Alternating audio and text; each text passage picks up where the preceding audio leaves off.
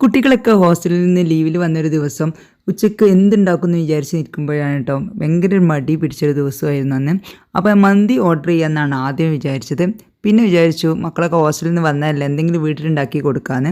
അങ്ങനെ ഉണ്ടാക്കിയ ഒരു പെട്ടെന്ന് വീട്ടിലുള്ള സാധനങ്ങൾ വെച്ച് ധൃതി പിടിച്ചുണ്ടാക്കിയ ഒരു റൈസാണ് കേട്ടോ.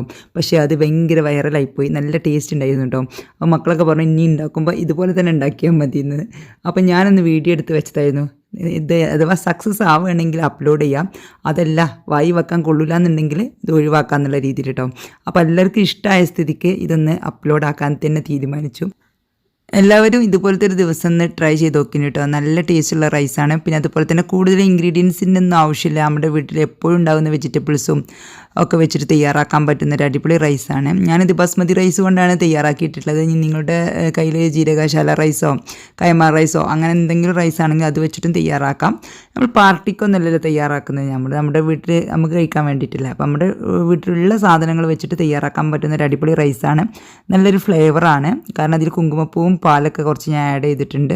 പിന്നെ അതുപോലെ ഞാൻ ചിക്കനും ആഡ് ചെയ്തിട്ടുണ്ട് കേട്ടോ. ചിക്കൻ ഇല്ലാതെയും ഇത് വെജിറ്റബിൾസ് മാത്രം ഇട്ടിട്ടും ഇത് തയ്യാറാക്കാൻ പറ്റും.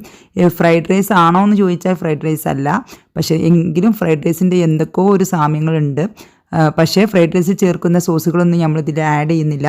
അപ്പോൾ ഇതിൻ്റെ ഫുൾ വീഡിയോ നിങ്ങൾക്ക് കാണാനായിട്ട് ഇതിൻ്റെ താഴെ കാണുന്ന ആരോ ബട്ടൺ ഉണ്ടല്ലോ, അതിൽ പ്രസ് ചെയ്താൽ മതി.